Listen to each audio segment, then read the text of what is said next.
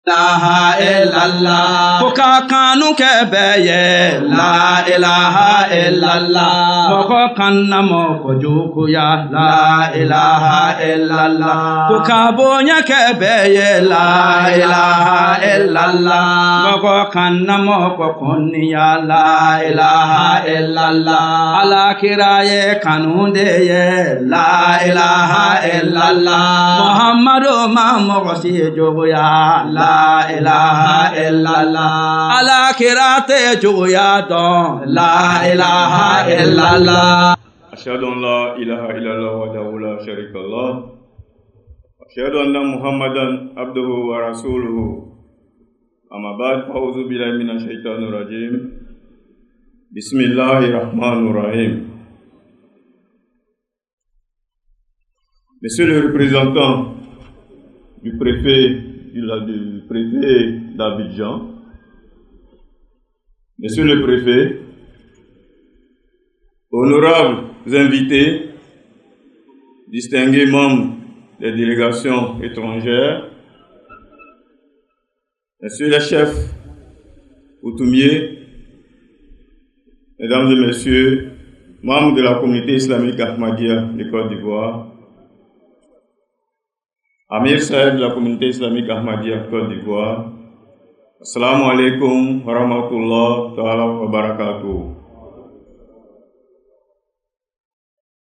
Je me permets d'introduire cette session par le salut fraternel, le salut de l'islam, le salut des élus du paradis, qui est Assalamu alaikum wa rahmatullah ta'ala wa barakatuh. Nous sommes à la deuxième session de la convention annuelle de la Jamaat islamique Ahmadiyya de Côte d'Ivoire. Entendez par là la communauté islamique Ahmadiyya de Côte d'Ivoire. À présent, nous entamons la deuxième session qui sera présidée par le Naïb Amir, c'est-à-dire le vice-président, le premier vice-président de la communauté islamique Ahmadiyya, j'ai nommé M. Sila Mahmadi. Que nous allons parcourir est le suivant. Tout à l'heure, nous aurons la lecture du Saint-Coran par Hafiz Fofana Saïd. Il s'en suivra donc la traduction en français par Kandé Mahmad. Et nous aurons droit par la suite à une poésie à l'honneur du saint prophète Mohammed sallallahu alayhi wa sallam, poésie du Messie promis qui est le fondateur du mouvement Ahmadiyya. Cette poésie vous sera lue par Sangare Zakaria. Le thème principal de notre conférence sera traité par notre invité spécial venu de la France, M. Omar Ahmad. Nous appelons Hafiz Fofana pour la récitation du Saint-Coran. Assalamu alaikum wa rahmatullahi wa barakatuh. أعوذ بالله من الشيطان الرجيم.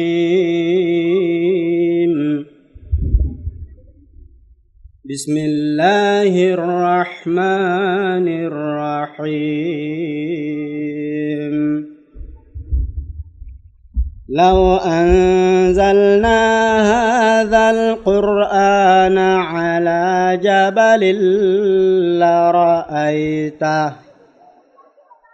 لرأيته خاشعا متصدعا من خشية الله.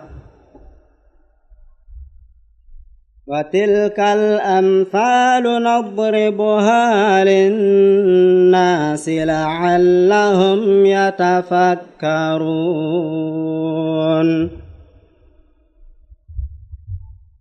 هو الله الذي لا إله إلا هو عالم الغيب والشهادة هو الرحمن الرحيم.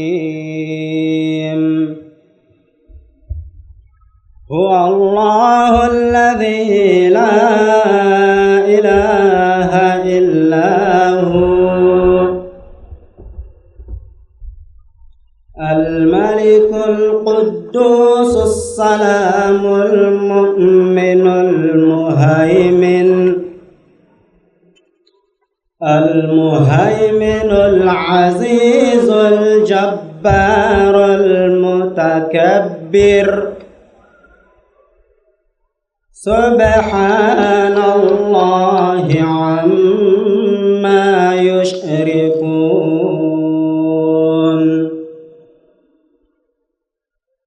هو الله الخالق البارئ المصور له الأسماء الحسنى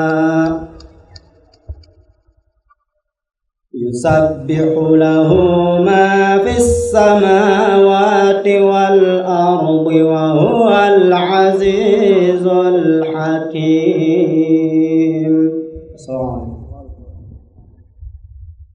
السلام عليكم ورحمة الله وبركاته.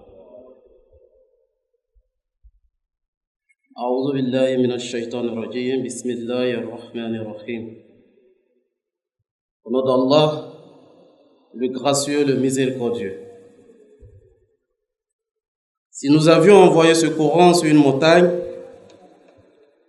tu l'auras certainement vu s'humilier et se fendre en morceaux par crainte d'Allah. Et ce sont des similitudes que nous proposons aux hommes afin qu'ils réfléchissent. Il est Allah, nul n'est digne d'adoration excepté lui. C'est lui qui connaît l'invisible et le visible. Il est le gracieux, le miséricordieux. Il est Allah, et nul n'est digne d'adoration excepté lui. Le souverain, le très saint, la source de paix, celui qui accorde la sécurité, le protecteur, le puissant, celui qui remet en bon état, l'exalté. Saint est Allah, bien au-dessus de ce qui lui associe. Il est Allah, le créateur, celui qui forme, celui qui façonne. À lui appartiennent les plus beaux noms. Tout ce qui est dans les cieux et sur la terre le glorifie. Il est Allah, il est le puissant, le sage. Assalamu alaikum wa rahmatullahi wa barakatuh. Cette poésie a été composée par le docteur Mir Muhammad Ismail sur l'amour du saint prophète Muhammad sallallahu alayhi wa sallam. Badar ga'izi shane khairul lanam shafi'ul wara marja'i khaswa basad jizu minnati basad ihtiram ye karta hai aapka ek gulam ke shah kone ale makam ke shah kone ale makam alayka salatu alayka salam alayka salatu alayka salam alayka salatu alayka salam alayka salam alayka salam حسینان عالم ہوئے شرمگی، جو دیکھا وہ حسن اور وہ نور جبی، پھر اس پر وہ اخلاق اکمل ترین کہ دشمن بھی کہنے لگے آفرین، حسینان عالم ہوئے شرمگی، جو دیکھا وہ حسن اور وہ نور جبی، پھر اس پر وہ اخلاق اکمل ترین کہ دشمن بھی کہنے لگے آفرین، زہے خلق کامل زہے حسن تام، زہے خلق کامل زہے حسن تام، علیک الصلاۃ علیک السلام، علیک الصلاۃ علیک السلام، علیک الصلاۃ علیک السلام، علیک السلام، علیک السلام، خلائق دل تے یکی سے تہیں، بتونے تے حق کے جگہ کے رہی، دلالت دنیا پہ وہ چاہ رہی کہ توحید ڈھونڈے پہ سے ملتے نہ تھیں، خلائق کے دل تھے یکی سے تہیں، بتونے تے حقیقی جگہ کر لی، دلالت دنیا پہ وہ چاہ رہی کہ توحید ڈھونڈے سے ملتی نہ تھی، ہوا آپ کے دم سے اس کا قیام، ہوا آپ کے دم سے اس کا قیام، علیک الصلاۃ علیک السلام، علیک الصلاۃ علیک السلام، علیک الصلاۃ علیک السلام،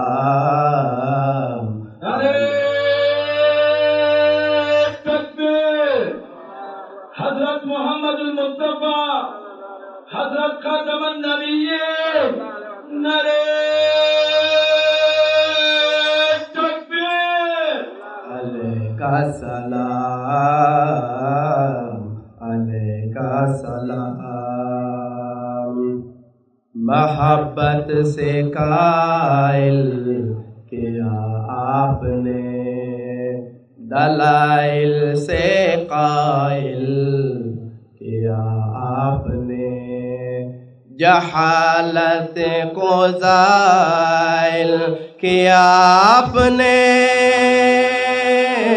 شریعت کو کامل کیا آپ نے، محبت سے قائل کیا آپ نے، دلائل سے قائل کیا آپ نے، جہالت کو زائل کیا آپ نے، شریعت کو کامل کیا آپ نے،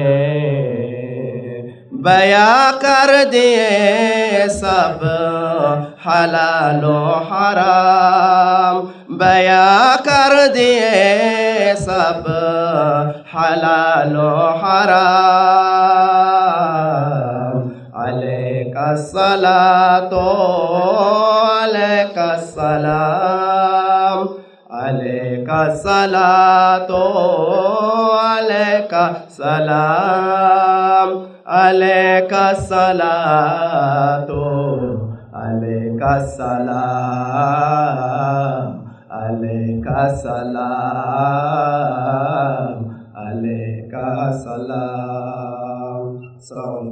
Le thème principal de notre conférence sera traité par notre invité spécial venu de la France, M. Oumar Ahmad. Cela étant dit, très honorable et respecté chef responsable administratif, distingué chef de village, Amir Saheb, Naïb Amir du Mali, président de session. Assalamu alaikum wa rahmatullahi ta'ala wa barakatuhu.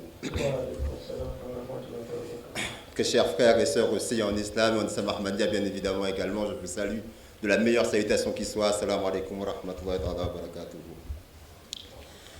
Ashhadu an la ilaha illallahu wahdahu la sharika lahu wa ashhadu anna muhammadan abduhu wa rasuluhu.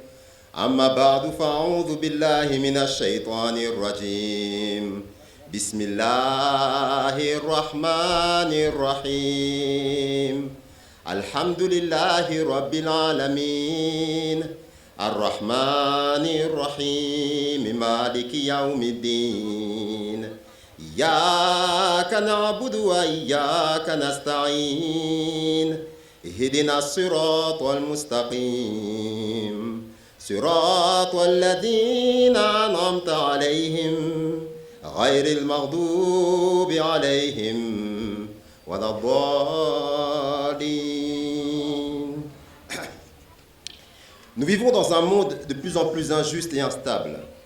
Dans le court laps de temps de cette intervention, nous ne pourrons pas traiter de tous les défis auxquels l'humanité est confrontée. Mais on peut tout du moins désigner le coupable de toutes les calamités qui s'abattent sur cette même humanité. Je veux ici parler de l'absence de paix. Certains pays subissent de plein fouet la violence physique de cette absence. D'autres en subissent indirectement les conséquences. D'une manière ou d'une autre, du nord au sud, de l'est à l'ouest, l'homme n'est pas en paix. D'autant moins qu'aujourd'hui, grâce aux formidables avancées technologiques, le monde est devenu un village à l'échelle d'une planète. De sorte que plus que jamais, on peut parler des membres de l'espèce humaine comme des membres interconnectés, à l'instar des parties d'un seul et même corps. C'est dans cette même logique que le saint prophète, sallallahu alayhi wa sallam, en s'adressant à sa communauté, déclara « Les croyants sont comme un seul corps. Si une partie de ce corps souffre, tout le corps souffre. » Le saint prophète, sallallahu alayhi wa sallam, était une miséricorde pour l'humanité. Aussi, cette métaphore s'applique à l'humanité tout entière. Pourtant, à l'heure des réseaux sociaux et d'Internet, qui aurait dû être un moyen de célébrer la fraternité universelle, c'est tout le contraire qui se produit. Prenons le cas de la Palestine et Israël. Le 7 octobre, le Hamas lance une attaque qui n'est pas ni femme ni enfant. On recense quelques 1400 victimes et des centaines d'otages. Face à cette agression, la riposte ne se fait pas attendre et Israël fait 20 000 morts selon les estimations les plus basses. Parmi les civils, dont plus de la moitié sont des femmes et des enfants.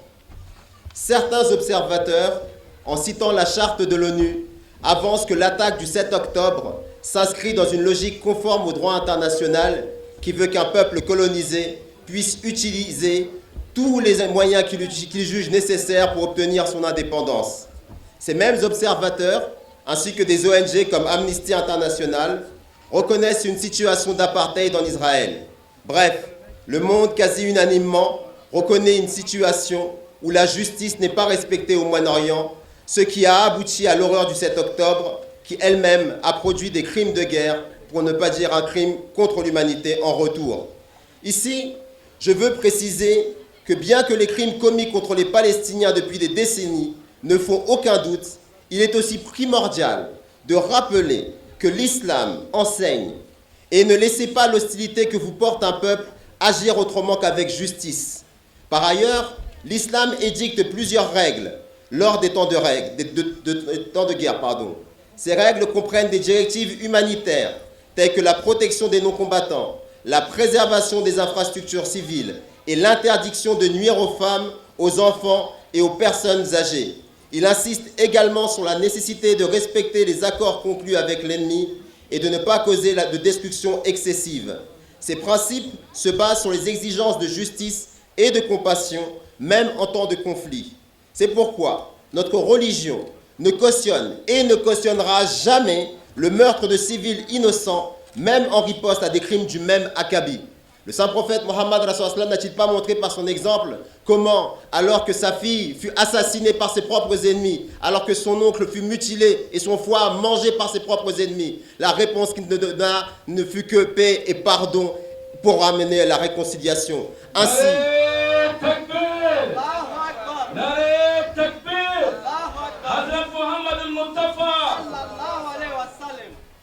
Ainsi, il est très important, et nous insistons sur ce point, que l'islam n'autorisera jamais le meurtre de civils, jamais le meurtre d'innocents en guise de représailles, même dans le cadre d'une guerre régulière.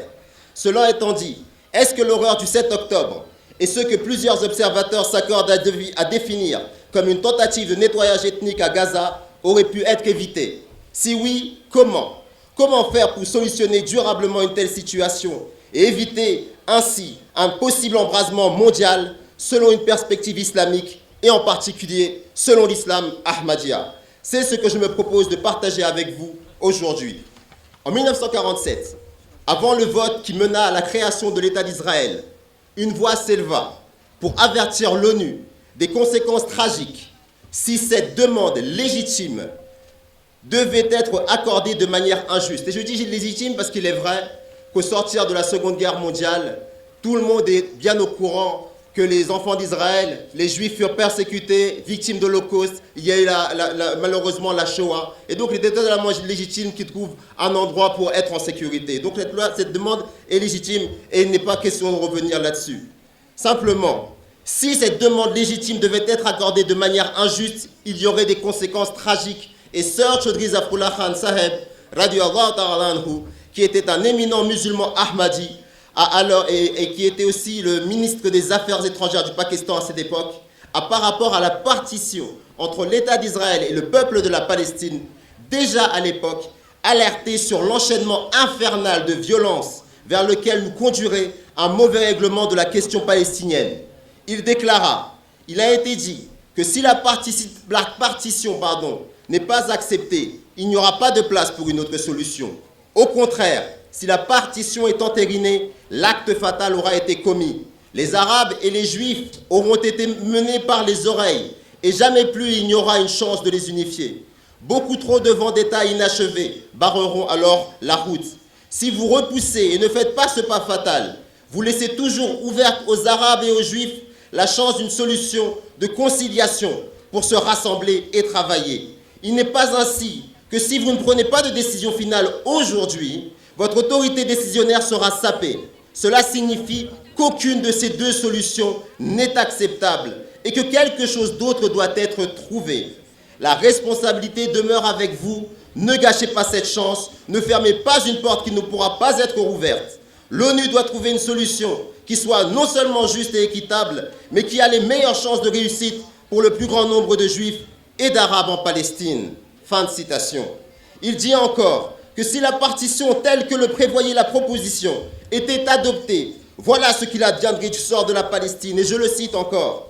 Nous découperons tout d'abord le corps de la Palestine en 3 parties d'un État juif et 3 parties d'un État arabe. Nous aurons ensuite l'enclave de Jaffa et le cœur de la Palestine. Jérusalem sera pour toujours une ville internationale. C'est la forme embryonnaire qu'aura la Palestine. Après avoir ainsi découpé la Palestine, nous hisserons alors son corps ensanglanté sur une croix pour toujours. Ceci ne sera jamais temporaire. Ceci est permanent. La Palestine n'appartiendra jamais à son peuple, elle sera toujours étendue sur la croix. Cette crucifixion, mes amis, annoncée de la Palestine, nous la vivons aujourd'hui. Parce que la solution qui a prévalu il y a 76 ans n'a pas cherché la conciliation dans la justice et la bienveillance entre deux peuples, historiquement frères. C'est la logique coloniale et impérialiste qu'il a emporté il y a 76 ans. Et c'est cette logique qui continue à écrire l'histoire avec le sang des innocents de la région. Mais comment cela aurait-il pu être autrement quand Dieu n'est pas dans l'équation? L'homme souhaite généralement la paix pour lui-même, mais pas pour ses adversaires. Un homme désire la paix pour lui-même, qu'il reste à l'abri des problèmes économiques, que sa femme et ses enfants puissent vivre en paix, et que son pays ne connaisse aucune forme de désordre, de crise, d'agitation ou de guerre. Mais il n'aura pas ses désirs pour ses adversaires. En fait, il ne désirera cela pour personne d'autre dans la même mesure où il le désire pour lui-même. Tout cela est dû au fait que l'homme s'est éloigné de son Créateur. Lorsque l'on croit qu'il existe une autorité supérieure omnipotente qui est au-dessus de nous et qui est le Créateur de tout ce qui se trouve dans le ciel et sur la terre et qui surveille chaque action, et que cet être suprême désire que la paix ne soit pas établie pour un individu en particulier, et je dois le préciser à nouveau, cet être suprême désire que la paix ne soit pas établie pour un individu en particulier, mais qu'elle se répande en fait dans le monde entier. Cet être suprême ne veut pas la paix pour un pays en particulier, mais pour tous les pays du monde. Il faut donc élargir notre esprit pour le Créateur de toute la création, comme pour soi-même. Tant que ce mode de pensée et de croyance ne sera pas établi, la paix ne pourra pas être assurée dans le monde. Il est clair que les batailles et le désordre qui règnent dans le monde sont tous dus aux mauvaises intentions des gens. Pour établir la paix dans le monde, pour instaurer la paix dans le monde, la Société des Nations avait été créée. Mais à cause de certaines mauvaises intentions, après seulement 20 ans, le monde a été englouti dans une nouvelle guerre mondiale.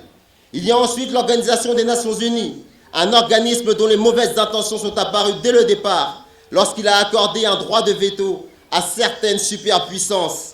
Les superpuissances ont adopté certains principes pour elles-mêmes et d'autres pour les pays les plus faibles.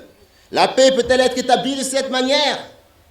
En outre, l'islam nous enseigne que seul un traité de paix et une punition appropriée doivent être mis en place, mais jamais au point de priver de nombreux citoyens de leurs droits, par exemple en usurpant leurs terres, en s'emparant de leurs ressources ou en bombardant indistinctement femmes, enfants, hôpitaux et autres infrastructures civiles.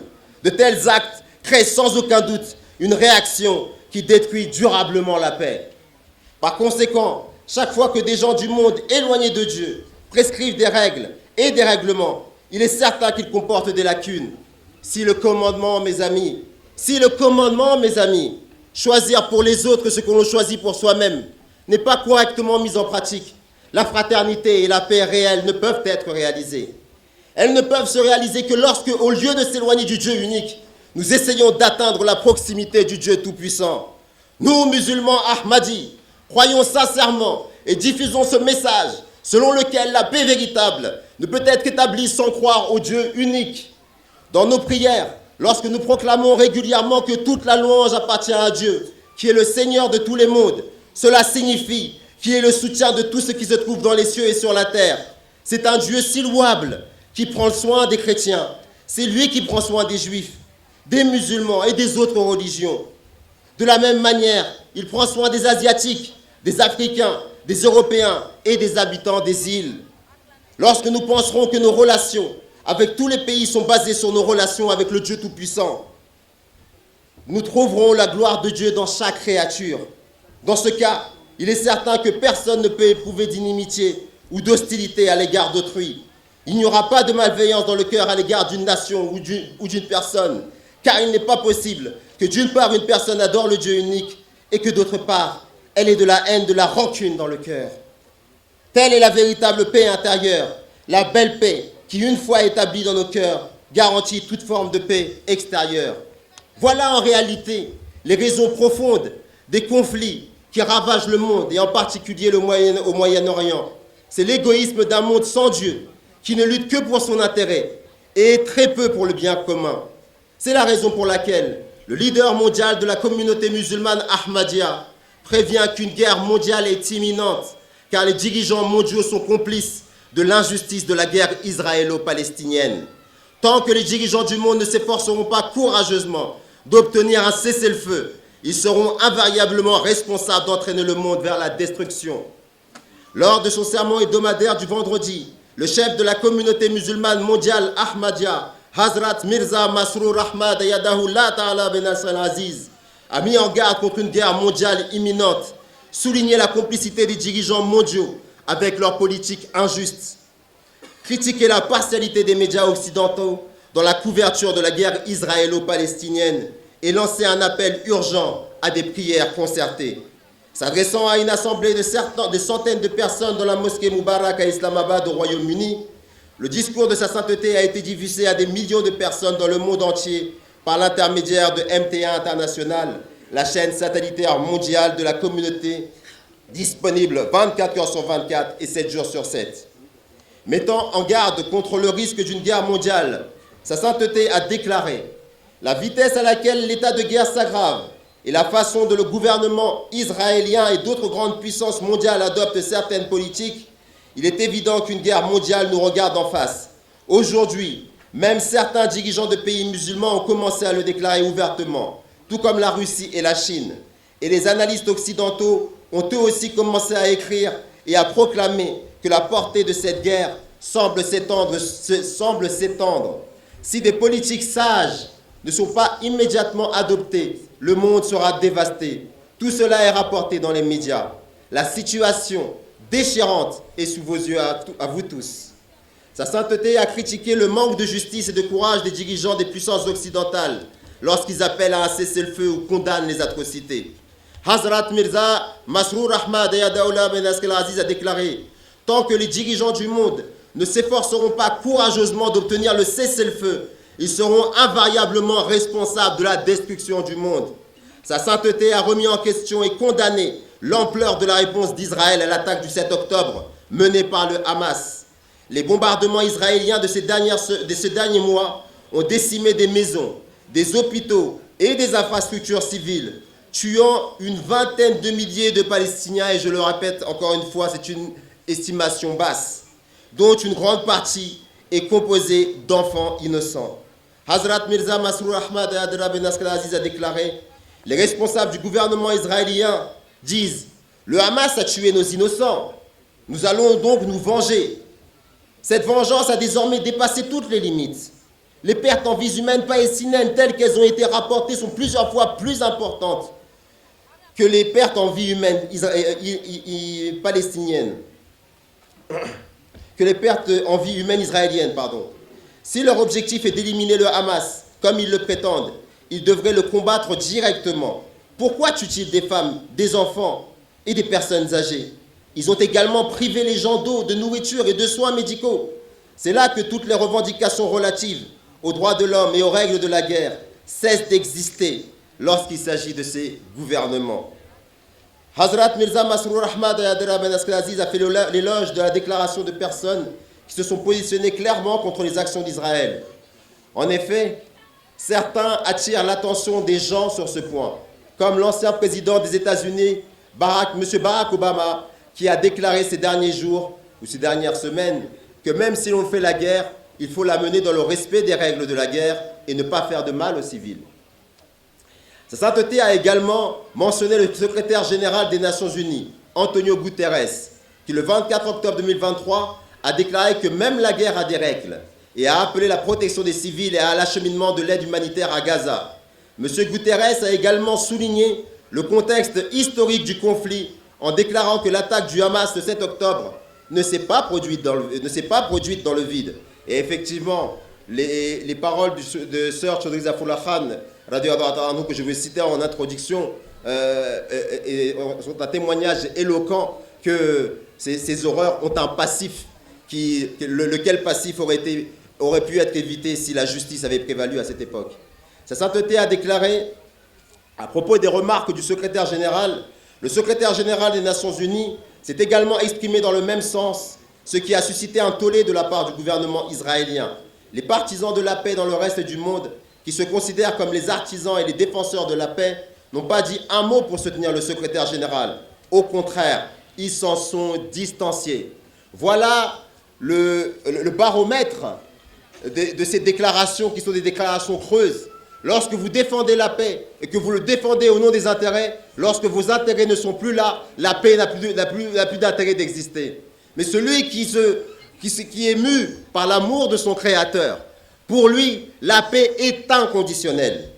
Hazrat Mirza Masroor Ahmad Ben Nasr al-Aziz a souligné la partialité manifeste de la couverture médiatique occidentale de la guerre entre le Hamas et Israël, affirmant que certaines histoires et certains angles sont indûment privilégiés par rapport à d'autres. Je m'explique. Les médias occidentaux amplifient à l'excès un aspect de l'histoire tout en reléguant l'autre à la dernière page. Par exemple, récemment, parmi les femmes qui ont été libérées par le Hamas, l'une d'entre elles a déclaré qu'elle avait été bien traitée en captivité. Cette histoire a été reléguée dans un coin, tandis qu'une déclaration affirmant que l'emprisonnement du Hamas était un enfer ne cesse de faire la une des journaux. Sa sainteté faisait référence à la libération de l'otage Yocheved Lifshitz, âgé de 85 ans, qui a serré la main de ses serviteurs lors de sa libération le 24 octobre 2023. La véritable justice, et je cite encore notre bien-aimé calife, Ayatollah Ben Nasr al-Aziz, la véritable justice exige de présenter toutes les affaires. Laissons le monde déterminer qui sont l'oppresseur et l'opprimé, dans quelle mesure cette guerre est justifiée et à quel moment elle doit prendre fin. Il faut présenter au monde l'ensemble de la situation au lieu de se contenter d'une couverture unilatérale. Sa sainteté a déclaré qu'étant donné que la situation est périlleuse et devient de plus en plus dangereuse, les musulmans ahmadis devraient ressentir une profonde douleur dans leur cœur pour que le monde musulman soit soulagé de ses difficultés.